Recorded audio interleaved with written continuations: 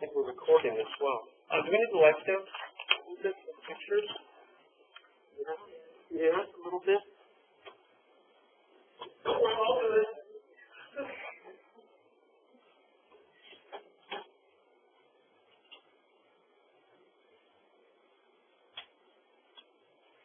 Okay, let's see, before we get started with Lachlan's reading, I need one of those still on, I think. I can look at some of you have tinted readings, right? Can you see that okay, Joe? Yeah. Better eyes than I do. Okay, well you should. You go do that. Right? First thing is this weekend is homecoming. So there's many things going on for homecoming weekend, including a student art sale, student faculty alumni art sale. This is Saturday from 11 to 4. In order to set it up, we need help, especially you art majors. We could really use the help, right? So I'm going to be sending out an email to all art majors to please help set up and man the desk a bit. It's good experience as well for the professional world.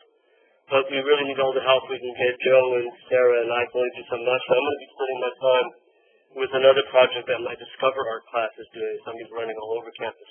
We could really use people to volunteer for sort of a 1 or 2 hour block to help set up, man, and break down the stuff. Also, if you've got works of art that you want to sell, please contact me. Not many people have yet. I sort of said do it by Monday when I sent it out last week. But I haven't heard from many people. So, if you've got works of art that you do want to sell, it's a nice venue. Last year, one person sold over $200 worth of stuff, right? One of our ceramicists did. So, with our experience, the cheaper things sold better. Things that were priced very expensive, over $100, for example, didn't move at all, right? So we're recommending that you think about it as not your normal art sale that you might ask for the most you could possibly get, but think about it also as part of a charitable work. Marymount will keep 25% of any sale for the Fine Arts Fund, which is going to help us to better equip our studios and those other things. And you as an artist can declare that 25% of what you would have got, right? So if you charge $50, that means we're going to take $12.50. How's that, huh? Right up here in the day. And we're going to take $12.50, and you can declare $12.50 as a tax-deductible contribution. Right, we'll give you the paperwork for that. So there's that small benefit. Okay? So that's this weekend, and even if you're not selling works, come. It's a festive time. There's all sorts of things going on campus, right? In addition to our art sale.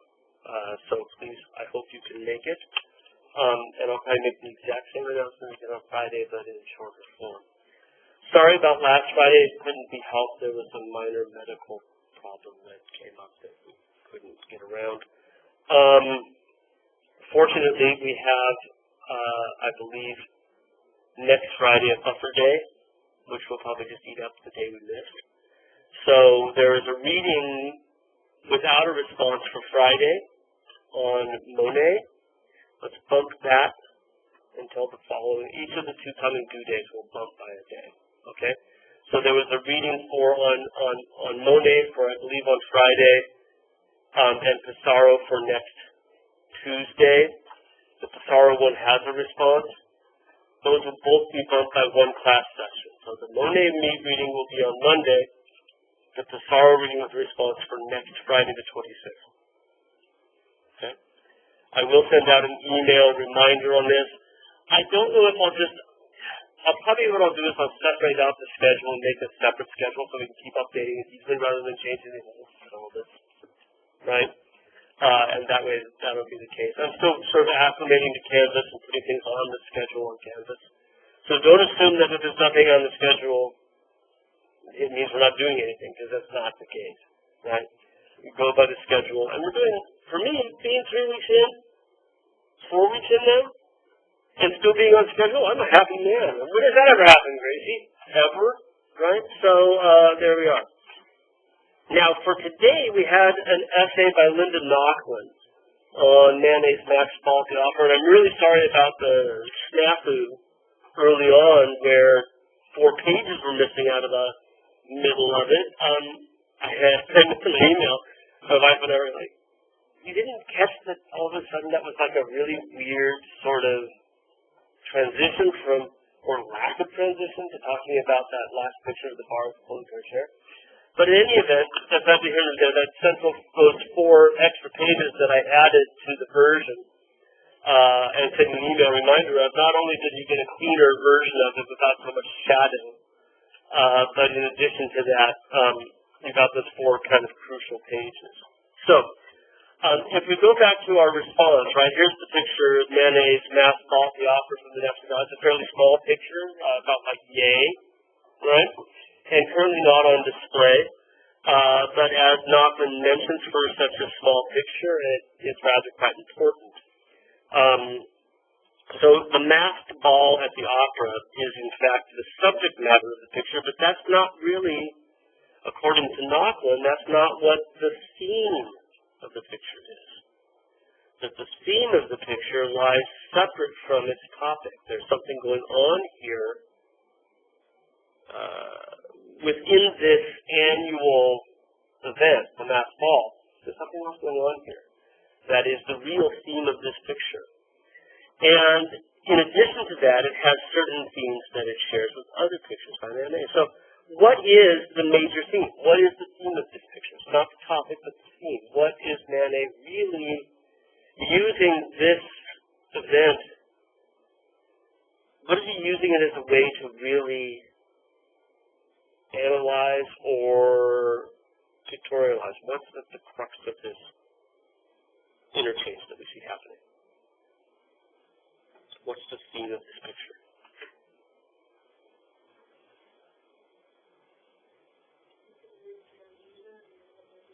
Okay, that's one of the themes that it does have, certainly, and I think that's part of its thematic content, is that it's a picture of recreation, right?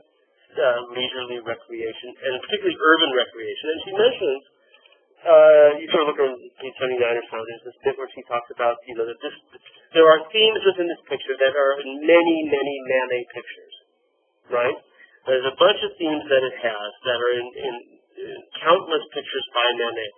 And urban recreation is in nearly all of them, right? Or recreation in general, but often urban, right? It's certainly part of it, right? Another theme that it shares with a lot of other Manet pictures is the world of the demi-monde. Did you bother to look that word up when you came across what the word demi-monde means? You saw that in there, right? A number of times she talks about the demi-monde and then the demi-monde dial. People of the demi-monde. Did anybody look up this word and see what it means? What is the demi-monde?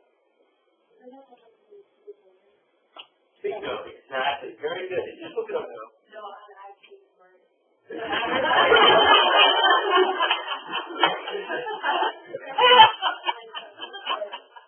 No, I'm actually smart. No, I'm actually smart. No, I'm actually. You looked up the word out there that. No, I'm actually smart, asshole. Yes. I do something. Demi-monde, right? It's a woman of loose moral character, right? So it's a way of describing parts of, in particular, French society during the Third Republic, after the Franco-Prussian War, the Third Republic, which is most of the period we'll be dealing with. That these women that are not necessarily prostitutes, but are willing to be kept for a small sexual price. Does that make sense? So it's being a professional word. Now, it does also include prostitutes, right? That's part of the demi-monde, right? Little world, right? Demi-half, long world, little half world, right?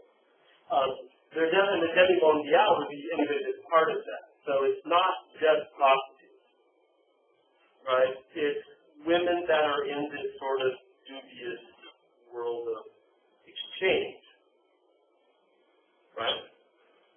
Prostitutes is money for sex. These young ladies is favors. Prostitutes for sex, right? But then there's also the world of varsity, right? Waitresses and so forth. That's all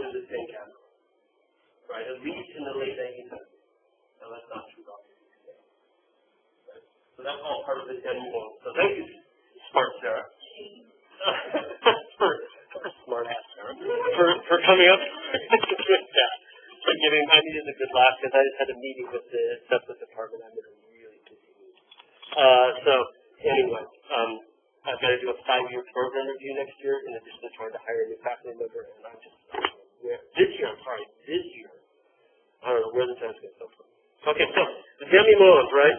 Recreation. Male spectators, right? These are themes that are implied within this, right? The role of the male spectator is something Manet does all the time. Sometimes they're there, like they are here. Sometimes they're not there, but they're implied by the point of view of the painter. Okay? He was costuming, right? He was disguise. People playing roles. These are themes that Nachmann identifies as being part of what's going on here, but it's not the only theme. That's not the major theme here. If you find something that looks like a thesis statement somewhere, where she says, this is what this essay is really all about. Maybe not in exactly those terms, but something where she says, this is where we're headed. This is what we're going to talk about. Or at the end where she says, this is what we've done.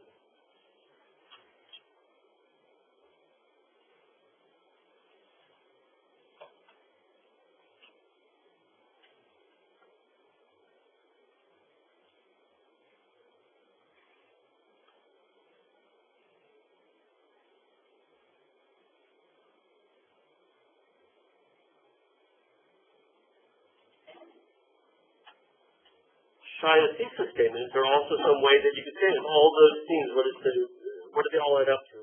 Is there something that they all sort of fit together to say? This is what this article is all about. But Kate, were you about to say something? Did I cut you off?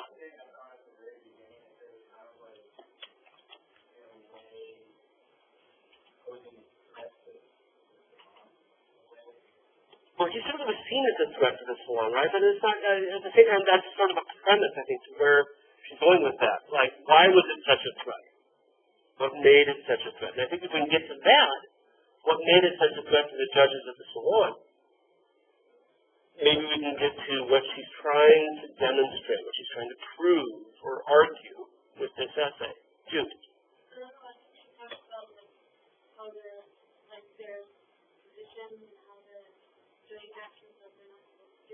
Mm-hmm. So there certainly is an element wherein what is depicted is part of what we call realism, right? And that she has a couple of asides where she talks about what that means in literature in particular, right? That it's meant a kind of painting or a kind of story in literature that's meant to relate more to your kind of experience of the real world than it relates to conventions that one usually sees in novels, right? And if you think about that in general, let me give you a modern analogy, the half-hour sitcom or the 1-hour drama. Things wrap up at the end, right? It's all nicely broken up. You get the story starts, something happens, and it gets resolved by the end, right? And whether it's a 1-hour drama, unless it's like Breaking Bad, which takes 5 seasons, but at least it's a 1-hour drama, you sort of get this characters, problems, resolution. Right? And it also nice and tight, right? Within the brackets of the 1-hour TV drama or the half-hour sitcom, right? And that's not the way we experience the world. We don't get tidy resolutions. We don't get problems solved. Things just continue, right? Oh yeah, I remember that from a couple of years ago, and it comes up again. It's just not solved. We don't solve problems in tiny little units in our lives, right? And realist literature, realist pictures, are closer to that experience, right? They're closer to the experience where this is very much like what I might experience, where it's not all packaged up for you perfectly, right? And for Manet, part of the way this happens is the use of these cut-off figures, fragments of figures, right? That suggest that this is a kind of a random view, a fleeting glimpse over here for a second, right? So if you look on the right-hand border, you see somebody carrying flowers, but all you see is sort of, I don't think it's that guy with the blue, I don't think it's, here, mark it up, right? I don't think it's him that's carrying those flowers. I think the flowers are carried by somebody. The only part of him we see is the hands carrying the flag, right? Or the character she talks about a lot on the left-hand border, right? Pulicelli, right, is also only seen fragmentarily, which suggests that there's more to this scene than Manet has framed for us. And the conventions of painting leading up to this point, and Payton, this goes back to your comment about it infuriating people, right? Said, hey, you should put things in the frame, right? Give us a composed view. And Manet is doing things that are kind of consciously uncomposed to make it that much more realistic. Because if, in fact, he's dealing in these themes that are about the demi-monde of the period, the male looking at the demi-monde, right? Images of modern recreation, contemporary life, right? If he's going to deal with those themes, then this is a really poignant compositional trick to play, right? And we're pretty used to it because of news photography and whatnot, right? Snapshot photography.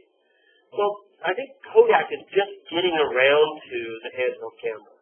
Like 1890s or so, they finally get around to the handheld camera. At this point, you just set it up. It's heavier than an easel, you know? Harder than a painting to take a snapshot in a way, because you have to lug this equipment around, right? And the camera was set up so that you only could get a shot with a very long shutter opening, like a second. And if you ever try to handhold a second on a camera, you know, right? Things move, and it's an unusable picture. So people who sat for photos, they were very composed. Early photos were very composed. Landscape views, where they would choose a particular view, frame it, based on the principles, right? Nowadays, we're used to just taking cameras and clicking, and get an arm sticking in from the side of the frame, right, or half of a person's head. Especially if you shoot on the fly and don't have people pose. Unlike the selfie, I guess. Selfies from pose. Right? So,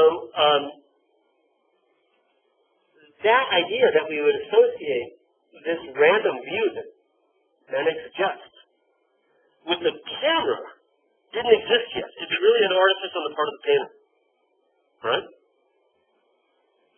And it fits into a narrative device that's being used by novelists at the time, where they jump into the story without setting it up, and they jump out without resolving it. We're just going to watch these people's lives for a day and a half and see what happens. And it doesn't really offer any great moral, that's the moral of the story. Has any sort of great ethical moral at the end, or wrap up to be sort of some sort of modern retelling of a Greek drama or tragedy, right? Where there's some lesson at the end of it all. It just happens, yeah. And Manet's is sort of on that same line. Right? So he certainly is diving us into this idea of what's going on with the demi-monde, with these male spectators engaging with the ladies of the demi-monde, without, it seems, any kind of moralizing. He's not judgmental, right? He's somewhat aloof in his view. But this is just part of everyday life. That's what realism, capital R, is. Not realistic in the sense of being less expressionistic, less abstract, but realistic in being keyed into everyday life. Okay? So, our major theme has to do with this whole sort of realist immersion into the demi-monde, right, and their spectators. Yeah, thank you. Been waiting for a bit. What page are you on?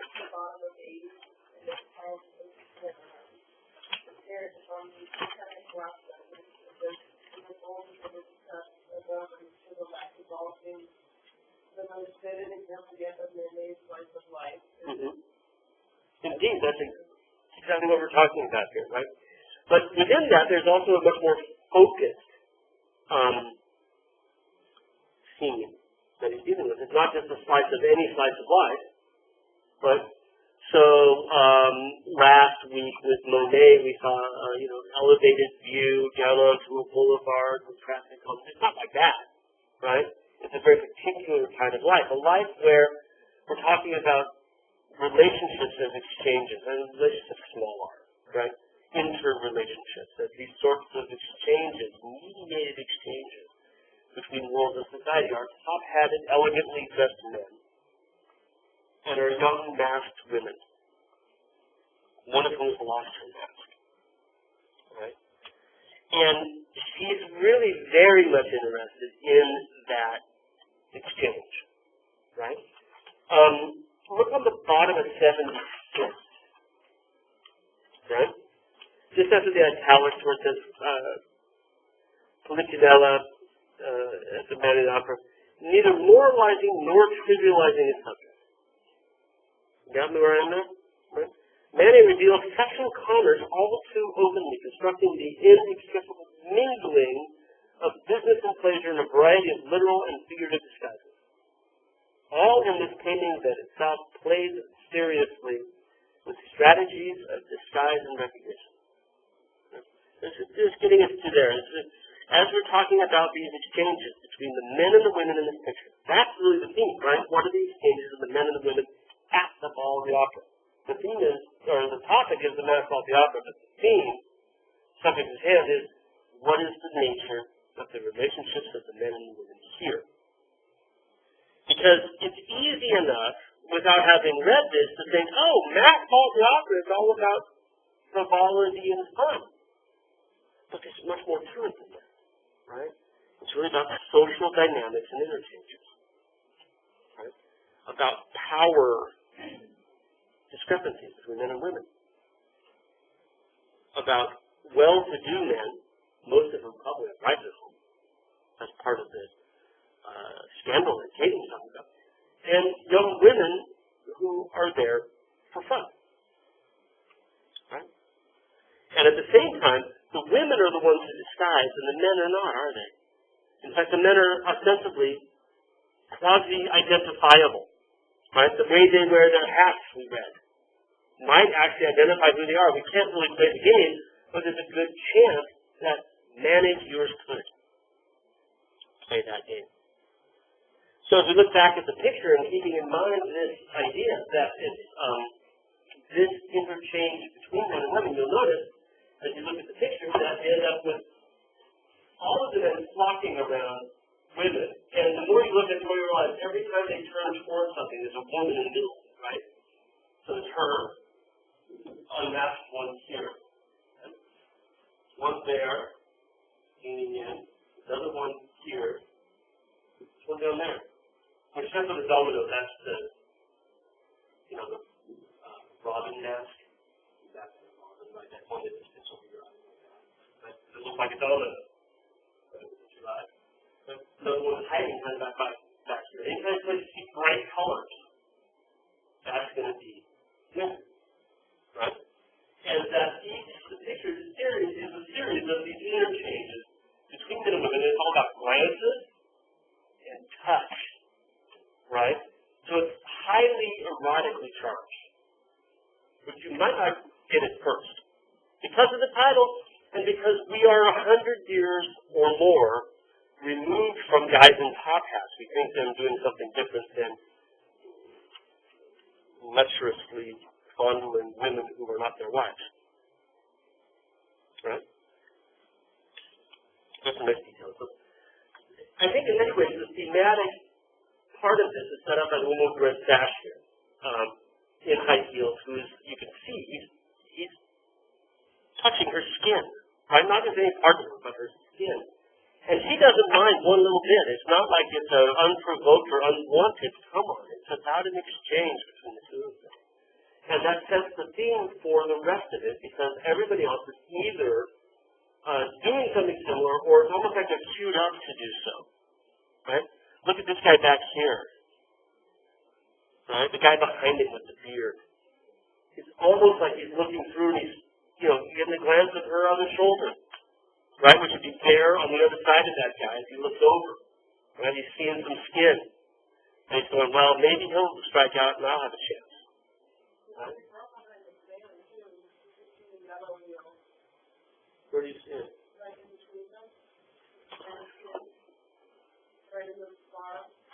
Oh, yeah, definitely. I think Malcolm talked about that, right? That his member is disembodied legs down there, right? So there's someone else right there, also in these cute little Victorian booties, right? But you notice how much it is about legs as well. Malcolm talks about this, right? There's the scene of the leg at the top, right? Disembodiment, right? This is what I'm talking about. But this is set up by his legs. And as Malcolm mentioned, legs, you know, this is the day where these things in men weird out. And that leg, those legs, the right leg, the legs at the top, even behind here, you can see the knees of the woman as well. And there's this thematic thing about ogling, right? About men watching women and not looking at them as people, but as objects, right? Objectification. That seems to be a theme running through this, and I'm going to show you some stuff. I think this is all the way through Mendel's work. You're not going to put on a boating picture, right, a ship at sea, but I mean, it's just one of those things that comes up again and again. This idea that there's a theme that runs about how men look at women in 19th century France that we can see in picture after picture after picture by Mendel. Right? So, the fragmentation makes it real, but the fragmentation does other stuff as well. Right? And one of the things that becomes a focus for her is this leg here at the top. Right? There's a huge focus, but the one that Gracie was just mentioning here is also sort of ties into that focus. So I want to run through a couple slides and then we'll come up to that so we can see some of these details. Right? There's the woman at the right. Also, remember how Nochlin talks about the brushwork being unfinished and going with the fragmentation as part of this sense of infuriating the critic? And that's certainly the case here, where you can see that very little is resolved. But you can also see how the woman in the greenish hat, right, this is off to the left-hand side, is masked. But the man next to her all of a sudden becomes sort of ugly. He almost looks like this guy here, right? It looks almost like some sort of mask he's wearing as well, doesn't it? Like some sort of Halloween mask. It's not the case, but he's painted him as a not particularly handsome fellow, right? And one wonders if on a certain level maybe there is some element of saying that this is not the best of behaviors, right?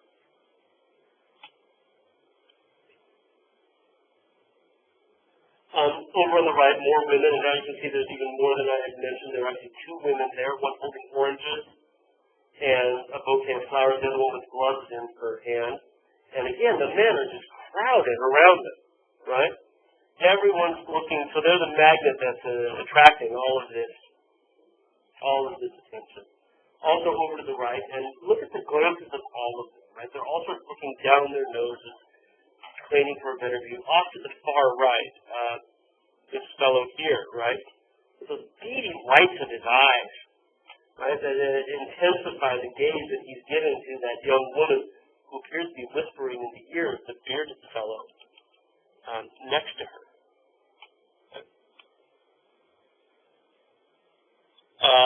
And again, further over, as we kind of move away to the far right-hand panel, there's also another woman sort of lost here. This is the one that Nochlin talked about being leaning on maybe his knee, because there appears to be here this vertical element that you see there, probably the edge of a bar, right?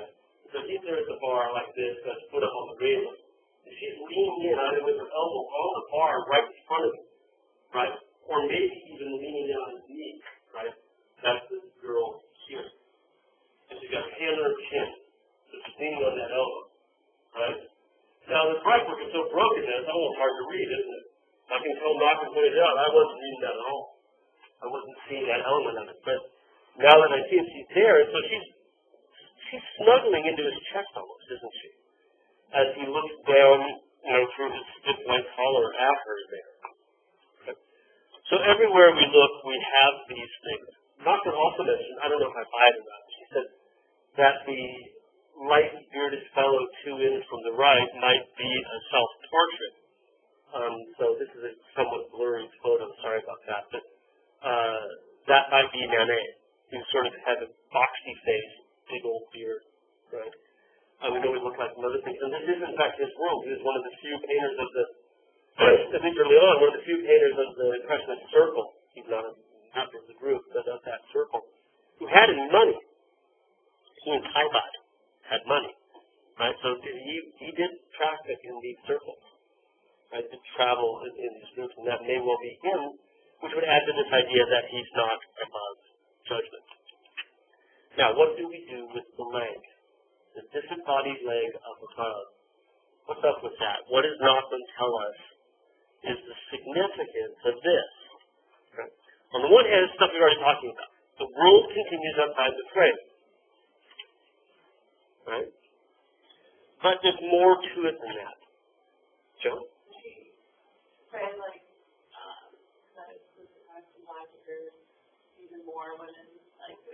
Indeed, right?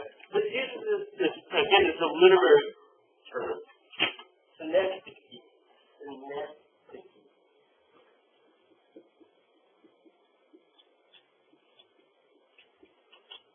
Do you see that? Remember when that word came up? Synecdoche.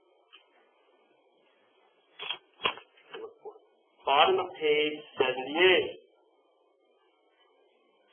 When she's talking about these fragments, cut off things, right? Synecdoche. For Manet, synecdoche, or the substitution of the part for the whole, which according to the linguist Jacobson, was such the literary imagery of 19th century realism, constituted an important strategy for pictorial invention as well. The fragmentary aspect of his work. And she goes on to talk about that Manet loves fragments. Fragments standing for the whole. Right? And on one level, the fragmentary is what we've been talking about already. It suggests that it's immediate, fleeting glimpse. It suggests that it's similar to realist stories, where there's no resolution, no beginning, no clean beginning, no tidy ending. But as Joan was just mentioning, there's also this idea that not only do things extend beyond the frame, but in this case, the commerce that we're seeing here, which is based on looking, right? Based on objectification, based on legs, ogling legs, that continues who knows how far. Right? That this is a commodity with endless supply. Because it's not framed in. So we have her leg and immediately next to it those rather larger legs of someone with their legs crossed that you only see sort of the stockings of. But then they're focusing everywhere on legs and touch. Legs and touch. Right? Eyes, hands. Again and again. Leering men. Right? And that this is in endless supply. So the synecdoche, and I'm not going to expect you to come away as experts. There was a movie a few years back, a Charlie Kaufman movie with Philip Seymour Hoffman called Synecdoche, New York. Because it sounds like Schenectady, New York. Which is sort of in Charlie Kaufman's, do you know Charlie Kaufman? Unbearable Life, Eternal Sunshine, Spotless Mind. No, you don't know these movies? Being John Malkovich. Open it up. One of the movie nights. I'll show you some Charlie Kaufman movies. They're pretty cool. You never saw Being John Malkovich? Where John Cusack steps into John Malkovich's head and everybody is John Malkovich. You know who John Malkovich is? I'm just going to fold it in and go home. He's still alive. He won the Oscars. Okay. You know what the Oscars are? Okay. That was a joke. Okay. So, just being cut off right at the clue to the feet. The provocatively fragmented figures allude to the nature of the transactions going on in this mission. Right? So she argues that Manet is giving us with those, I think that red thing, the pinkish thing behind the food is another leg, right? That he gives us a clue to the theme here. And he even compares it to old business signs that you would see in 19th century Paris, where they'd be like a pair of glasses to say that you're out the optician stuff. So there's a signpost out there saying this is what you're going to get here, right? Even though that's not a signpost here. So, right? So here we are. This is the kind of the theme we're talking about, right? Erotic pleasure. The women are getting as much out of it as the men are. It's not a judgment entirely on men's behavior, although since men are such louds, like I kind of want it to be, you know? But rather, it's a simple, what do you want to say, almost a scientific observation, which is to say unjudgmental, right? Fact-gathering observation of what kinds of cross-gender transactions are going on within 19th century France.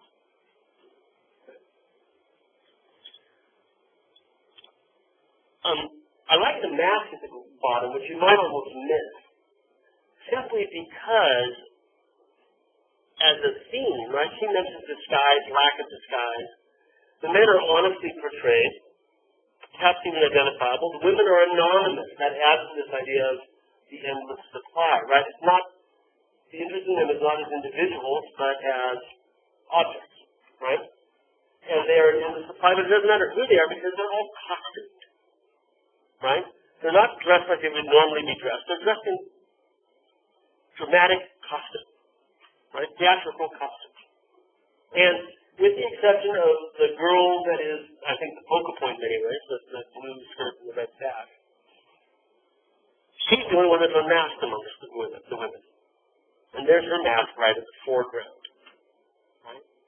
Unmasking as a theme suggests disrobing. Suggests sort of the first step toward taking off the rest of your costume. And this moment at which the masks come off is itself an equally erotically charged moment. So that little bit there in the foreground, just like his signature, which is down here in the corner, right, or a little theater pillar, is kind of crucial to reading the picture. These things that he puts in the frame, right, help us to understand what the rest of it means. Now, what about Politinella, right? The really theatrical figure with his back to us on the left-hand side. This is not the only place that this character appears in Manet's work, and she talks about that. So, how did Politinella appear? How was he used symbolically in other works by Manet? Where else does he appear in Manet's works, and how was that interpreted?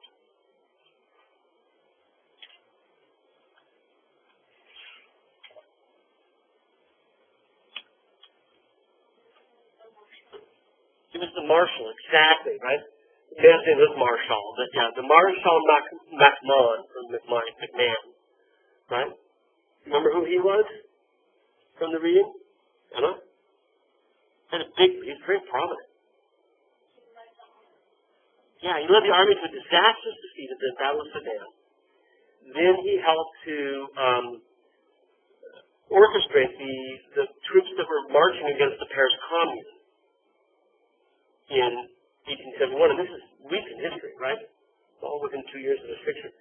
Then he's elected as the president of the Third Republic. So he's the president, right? Marshal McMahon is. The president of France. President of the Republic. And what he wants to do is set up a series of programs wherein the monarchy would be reinstated. And Manet is an ardent Republican. Now that means something different to them than it means to us. He's in favor of the Republic, the lack of a monarchy. Right? He wants to keep France democratic. Does that sound large? The Republican wants to keep it democratic. But that's what it meant in 19th century France. Right? So Manet is a Republican. He's pro-republic, pro-democracy. MacMahon, the president, is making steps to try to ensure that France might go back to monarchy again, because it's worked so well for them in the past, right? Including a series of moral pronouncements about the morality of France. Okay? So there's an earlier, as I was saying, there was an earlier work where Polichinella was, I think I read it every time I get all confused. Polichinella was used as a symbol for Marshal MacMahon. And that was actually recognized by the people at the time because some of the prints where he did it were withdrawn. Right? So people recognized that that was used as a satire of political leadership. So the question is that here the same thing? And what Nachman says is altogether likely, but you can't say for sure. It sure doesn't seem like a hard coincidence to look past. That the figure that's on the left hand, look at his hand. Right? Seeing this happen. And we've got this guy that has used that character before as being this fellow that laid down these moral precepts. Right? It's hard to imagine that he's not meant to be MacMahon. Aghast at this obvious trafficking in immorality. Right? My thing about teaching this is I get to dive in this. I didn't know we had this, right? This multicolored lithograph by Manet from a few years later of Polichinella. And one of a number of works that he used this in. So that's one of the things that he may be, right? The figure, the synecdoche on the left hand, right, the part standing for the whole, might stand for the French government aghast at this wayward activity, amoral activity, the demi-monde. Okay? But there's another thing that Manet used Polichinella for, as a symbol for. Who else was symbolized by this comedic theatrical figure in Manet's work? Manet himself, exactly. Manet himself was seen as this character because Polichinella is, you know the old, you ever heard of Punch and Judy? The children's puppet game where Punch punches people, sees what happens. That's Punch's Polichinella. That's Punch. And what he does is he stirs things up and then stands back to see what happens. Right? We just go, we call them a gadfly today. It's a nice word we use for that. But somebody who's just going to, he wants to see what happens when people get stirred up. So he'll make a point of stirring it up by maybe, you ever see those movies where somebody will hit somebody and then go to the corner just to see what happens as the fight wears out? Right? The guy who throws the first pie in the pie fight, right? And then goes sneaking off to the corner like Charlie Chaplin or something, right? That's kind of what Punch or Polichinella would do, right? You stir it up and then stand back and watch what happens. Manet the painter has stirred it up, if you will. And Manet the painter is standing back to watch it happen. So it's important to think as we read pictures that the things that artists use within the picture to proclaim ideas don't necessarily stop at one idea. And just because there's something else out there doesn't mean the other one's gone. But add layers of meaning to any given work. Right? So the disembodied leg up the top has multiple ways we can look at it. Right? The figure of the Punch on the left-hand corner has multiple ways we can look at it.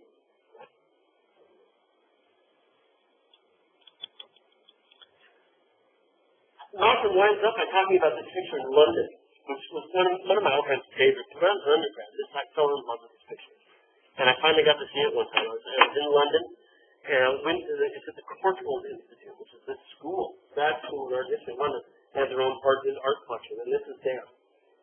And I went to the Courtauld to see a Renaissance picture that I really wanted to see, and I found out it was not on view, and I was all pissy and mad. I was going to holler, take my money, give me a refund, I'm out of here. I thought, you know what? It's London, let's go. I'm here already, right? So I go upstairs, and I'd forgotten that this was here, right?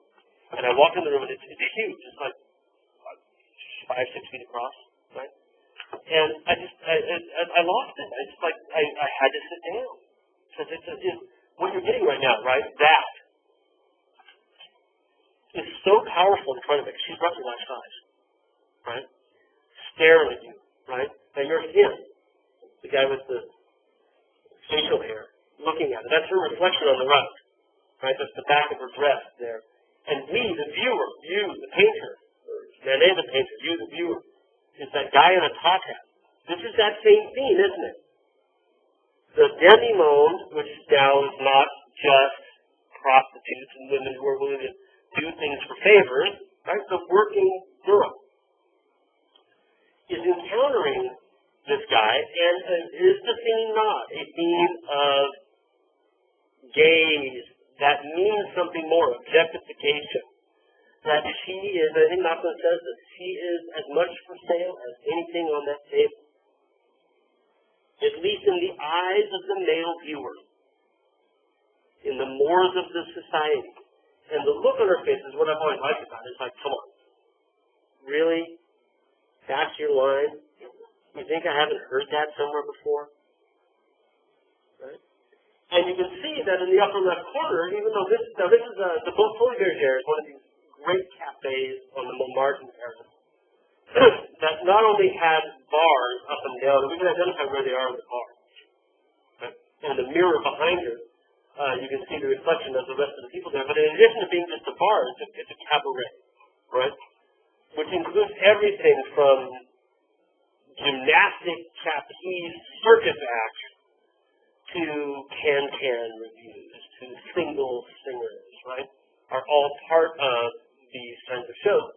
So we have a woman on trapeze, right, upper left corner, with the same disembodied knee-down leg. And once you've seen him using it, you realize, okay, this is going to appear a lot. Great to hit it. The disembodied figure. And he even makes the point that if you think about it compositionally, it's the opposite corner from the cream de mince bottle in the lower right corner, and the same palette, paint on a palette that he's using to paint that becomes the shoes of the figure up there, right? I got a detail, right? And again, the sort of scattered paint here that we see is typical of Manet. This is like the last 2 years of his life. Sad sort of downfall for him. He turned these cafe pictures. We have a few of them around town here. None as good as this. And at the same time, got syphilis, Manet did. Ended up losing, I think, both of his legs before he finally died, right, to gangrene. It was horrible last few years of his life. And this is sort of his last year of productivity. I think he died in 84 or so, right?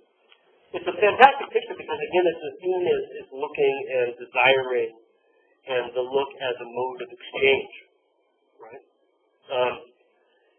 It's complicated because the mirror doesn't work right. I've always found that fascinating. The mirror is placed parallel to the bar, and you can see that at the bottom, right? Here's the bar and the mirror are on that level, and they're running parallel to each other. And you can even see that the bar in the back, right, is running parallel to the bar in the front, which means that this reflection over here shouldn't be there, right? It should be basically almost hidden by the figure. But Manet has moved it off to the side so that we can, in fact, see it. And that's always been a sort of fascinating thing with this picture, the way if vision is part of the theme that he's working with, right? And the exchange between the figures, what do you say? A representation of female sexual availability and the recognizability of the male consumers of it. That's on page 90. That's right. open representation of female sexual availability and the recognizability of the male consumers of that. Right? And I think that is everywhere in Manet. That's the thing I think is always there. That's there in the bar, in the Mask of the Opera. That's there here. It couldn't be any more obvious because we've got that dandy there who ain't asking for a drink. Right? And you can totally look in his face that he ain't asking for a drink. Or if he is, he's asking for it in his place. Right? And I've always kind of, in the back of my mind, wanted to think of Manet as a woman's painter in a way, because he seems to understand how women feel being placed in this position, even when they're not. That world weariness that comes from being asked that same damn question too many times. Right? And the answer is always no. But you've got to, part of the job is to put up with it. And she's putting up with it. And the look on her face is that it's been a few too many hours of this again and again and again. That you get guys like that, right? Showing up with his nifty little walking stick, thinks he's the dandiest thing in the world, right? Thinks he's different for everybody else, but is he different for everybody else? Because they're all dressed the same, right? What does he have to offer that no one else does, and is he really taking offers in the first place? So I think this is just utterly fascinating pictures for that respect. But if we think about the pictures by Manet that you might remember from other classes you've taken, the famous ones, right, the really heavy hitters in Manet's career, the Luncheon on the Grass, the one that was at the centerpiece of the storm in 1863. He submitted this to the Salon of 1863. It was rejected. But the problem was that they rejected about half of the works in 1863, and it went into the second Salon of the refused works. This is a major event leading up to Impressionism, right, with that idea that the Salon is being way too selective. But here again, if you think about what Nachman's saying, right, this, again, open representation of female sexual availability and the recognizability of the male consumers of it. Okay? We try to explain this picture in any number of different ways, and as an allusion back to Renaissance pictures, where women are inspiring men, but the women aren't real women. They are muses. They're embodiments of inspiration. She is female sexual availability, and they are the male consumers of it. Couldn't be any more recognizable than simply that. How else do you explain her nakedness? Having lunch with two guys, right? Who are there, and but they're not interested in her as well. They're more interested. This is so French. My wife keeps French like saying that. We live in Belgium for a while. She lives in French all day. But you have a naked woman nearby, and they're like more concerned with talking about philosophy or something. You know, they're more engaged in this conversation. They even notice. Look at her. Maybe she's just like, I'll get their attention. I'll take off my clothes. And no. Right? Because this is looking at you. So like, can you believe these guys? Right? They're still talking, and here I am. Right? There's my sister back there. She's bathing. You know? Did she just get out of the swim? Like the one in the background. It's hard to say, right? Female sexual availability and the male consumerizers, right, through their gaze. We don't always see them there. The other picture from the same year that he put in the Salon 2 years later. Huge scandal then, too. Salon of 1865. Same model, Victorine Meurent. Herself, a professional model and a prostitute and a painter as well, but his favorite model from the 60s and early 70s. The term, the title Olympia, coming from a contemporary play where Olympia was the name of a prostitute. So there's no other way to read this. This is a prostitute taking business. And you, the viewer, are the customer. There's no other way to look at this picture. You have brought the flowers.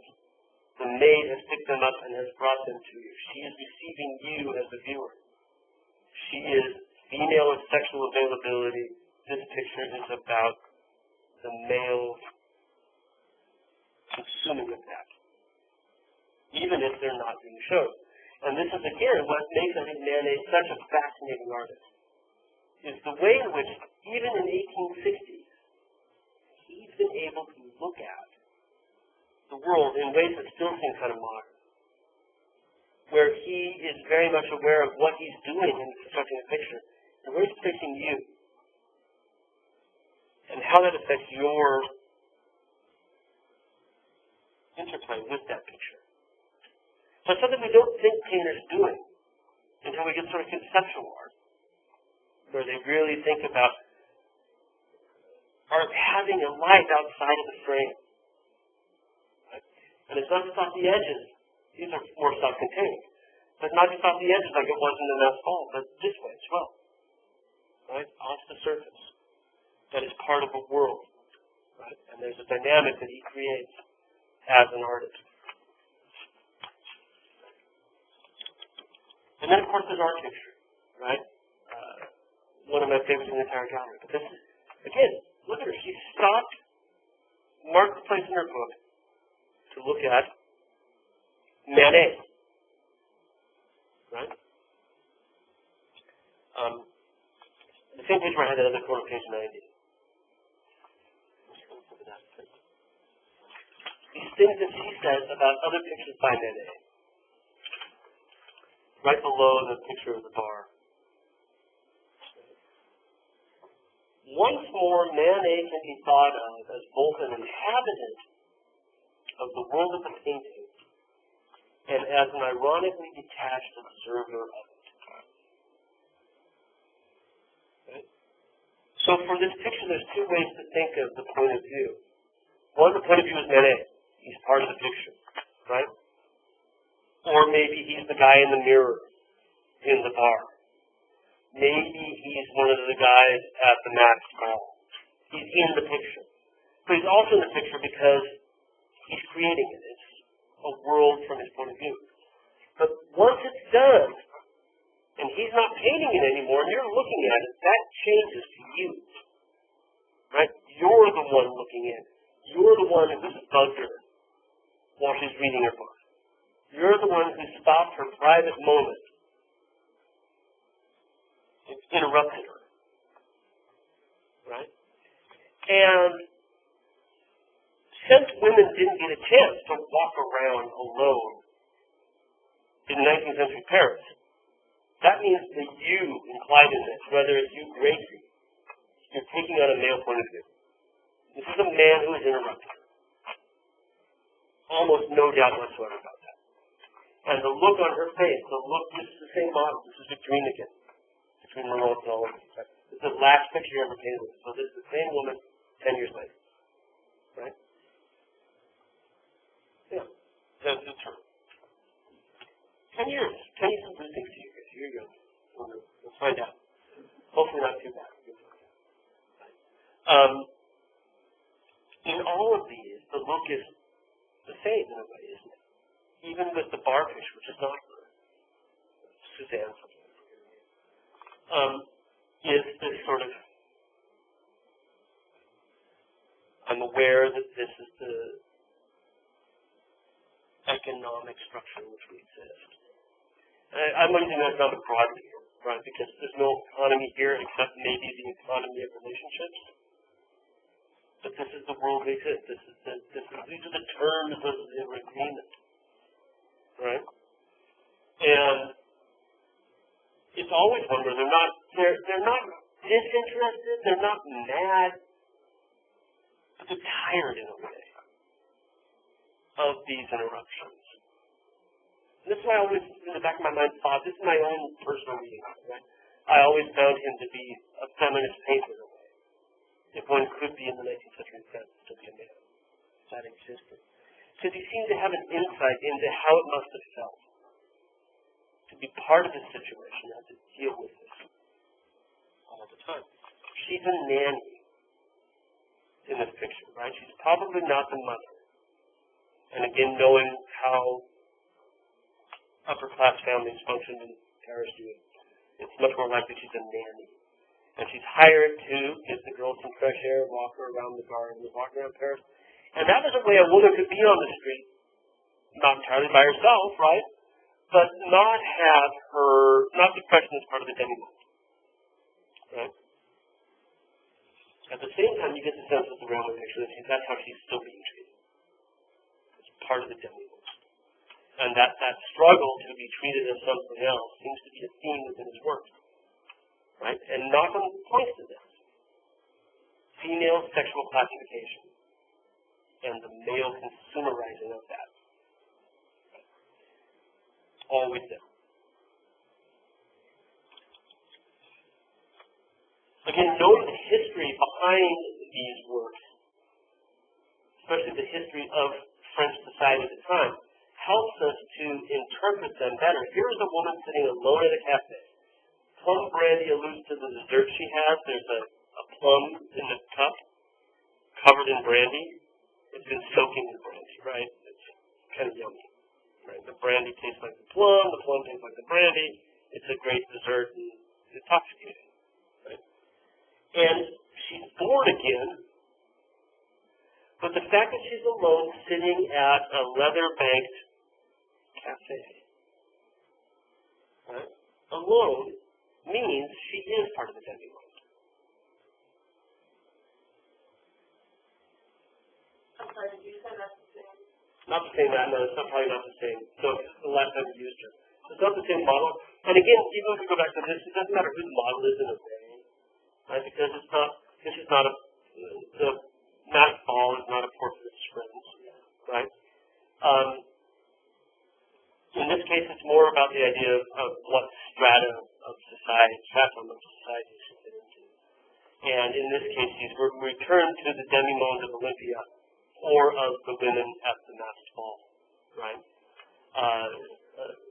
A woman who is ostensibly available, right, to men in public.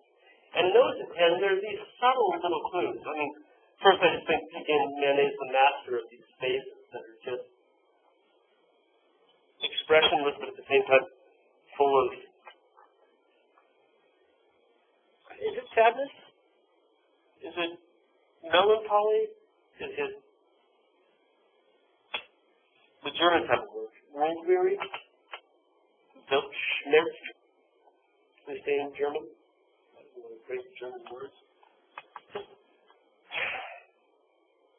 Right? It's not hopeful, is it?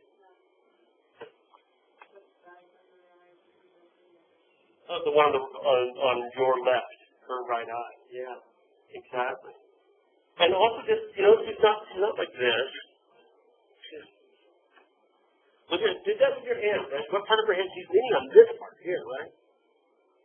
That's getting down there a bit, isn't it? Right? It's sagging that much more. And then once you do that, you realize how far down in the seat you've got to be, right? So yeah, you're splunking way down. Maybe this is between shifts or something. She's exhausted, right? And here she is at the cafe, but maybe she's also exhausted having been there for so long. Because if she's part of the demi-monde, she knows she's available, but she's in public alone. Right? She is perceived as available. Okay?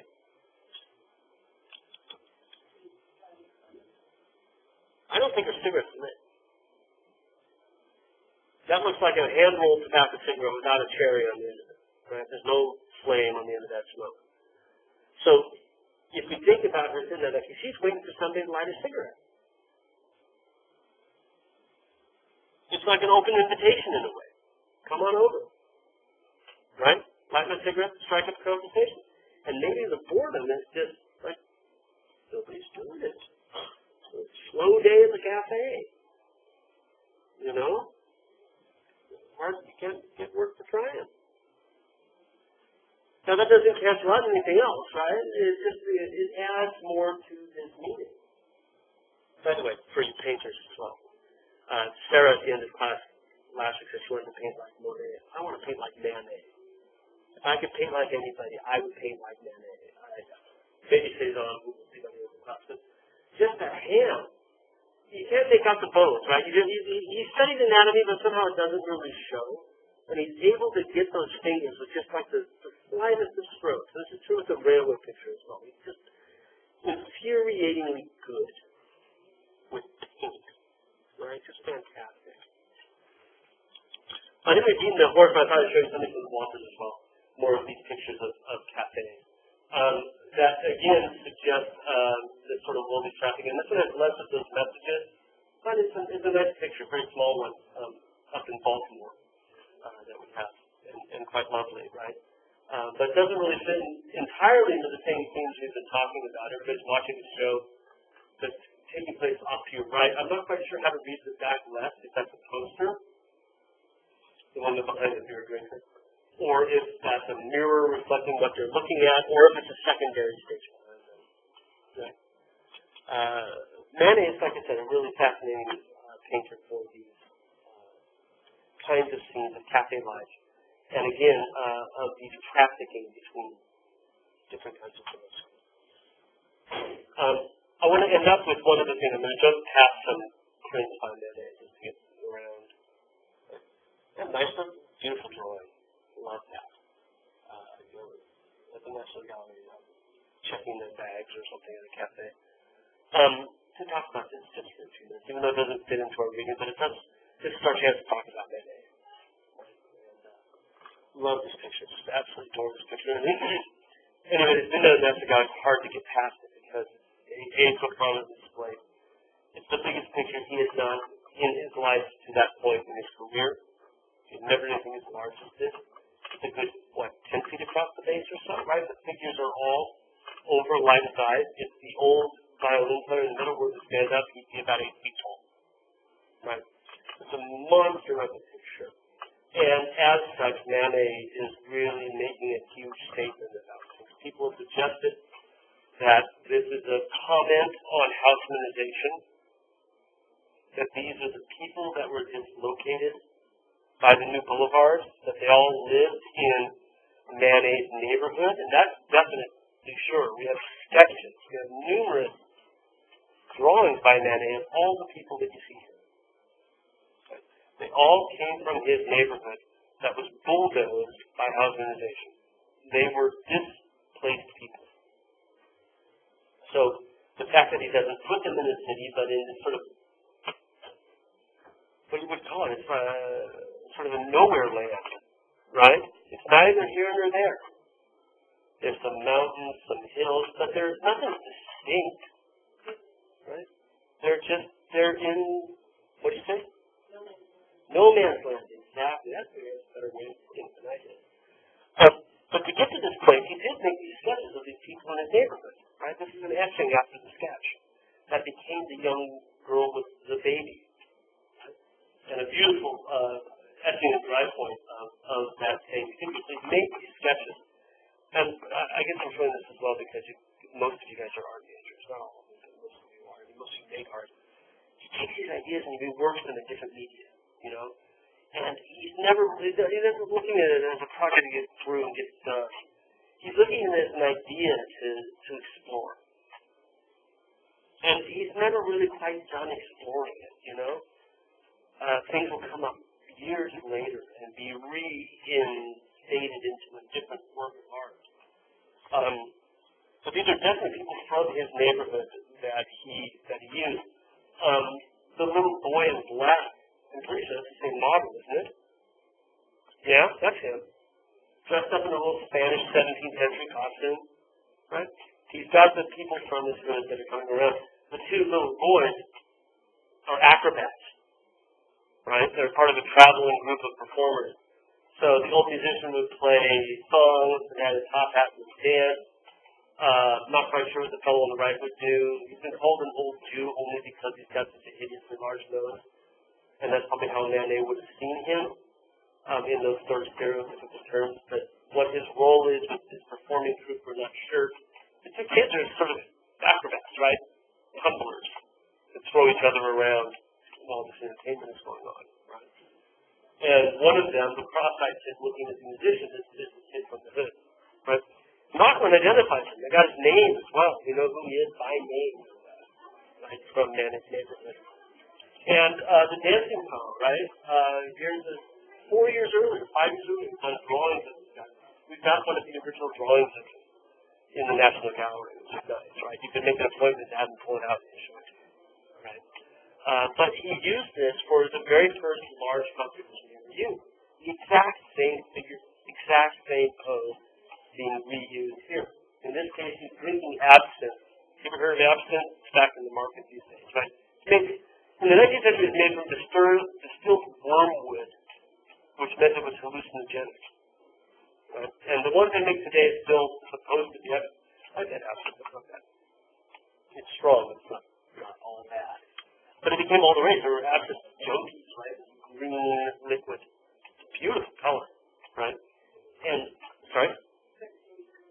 Very much like a jade green, right? And if you ever had pastis that taste sort of like that, it's like that.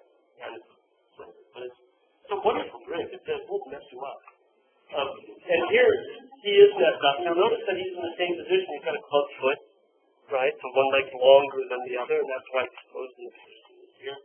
The bottle of absinthe laying here. And Manet just kept working and reworking this scene before it eventually got into the old musician, right? He's etching of the same thing where he focuses on the eyes and then plays it down in our picture. So these are really consciously thought through pictures. All of Manet's are this way.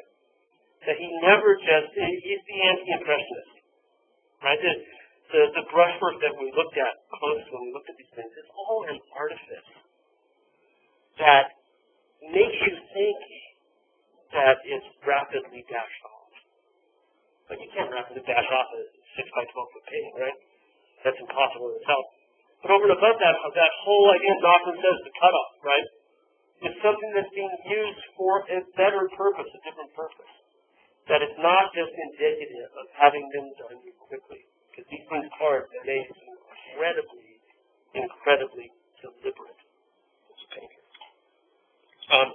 And just to follow that up, all of the figures of this have a deep history in art. That he's found modern versions of it, right? So our little boy with the knotted up pants can be traced back to paintings he would have known by French painters of the 18th century. In this case, this is part of the same comedy troupe that had Punch in it, that we saw in his other work, right? Polichinella. Gilles is also part of that, and he knows this picture, he has his own versions of it, right? He appears a lot in Watteau's work. We have just like a nice comparison to the National Gallery over there, right? But our little boy with the white shirt and the brown pants is based on the figure of Gilles, who reappears in French art all the time. And the Commedia dell'arte, this Italian comedian, right? These are the sorts of people that inspired our street theater people in Manet's time. And then finally, just to drive home this point that these things are so deliberate and so thought through. The figure of the old musician, people have pointed back to Manet there was a brand new gallery of Spanish paintings just opened in Paris in the 1830s or so. Manet studied there all the time. And he fell in love with Velázquez in particular. Just fell in love with Velázquez. And if you look at the costuming and the facial features of the old musician, you can see a certain parallel to this, imagined portrait of Aesop, the fable writer. And then the overall composition goes back to another Velázquez as well, a mythological scene of Bacchus. And all of these things Manet would have had either via reproductions out of magazines, right, in black and white, or could have seen firsthand as well, many of these examples, right? So, if we go back to sort of sum up, and I know I'm 2 minutes over here, Manet is an incredibly deliberate painter, right? That's what this really drives home. It's the degree to which he's a deliberate painter. And that all of the things that are happening in even a little picture, like the mass ball of the opera, are the result of an incredible amount of deliberation, incredible amount of thought, that nothing is really there by chance. And that one of the things that we tend to assume about the Impressionists is that they just put up their canvases and whatever light happened, and they tried to capture it. That was that. But what we read so far in our readings is that there's a lot more to it than that, right? And yes, they're beautiful, and you're not going to leave this class thinking they're anything less than beautiful. I hope. Right? But that's not what we do in our history. That's not where the story ends. There's much more to it than simply that. Okay, so Friday, let's see. What did I say? Friday, we don't have a reading. But we do for Monday, is that what I said? Yeah, because we're supposed to be reading for Friday, right? There's supposed to be a reading on Monet, a very short reading on Monet for Friday. Well, that'll be for Monday. Tuesday. Sorry. Right, we don't do Monday. Tuesday, museum. Here's why. The reading on Monet is all about Monet's technique. So if we're going to be talking about how Monet puts paint on a canvas, should I try to organize? Yes? We'll leave here at, people's class is over at 3:15, right? Can you bargain with those people and leave like 5-10 minutes early, give us a little bit more time at the museum? Can you give me the professor's name and I'll bargain with them? Can you? You don't want to. You can send me the name and I'll write them an empty little letter. Oh, he'll let me go. He has to, otherwise I'll organize kids. We'll talk more about it on Friday for sure, right? We may have a guest because they're coming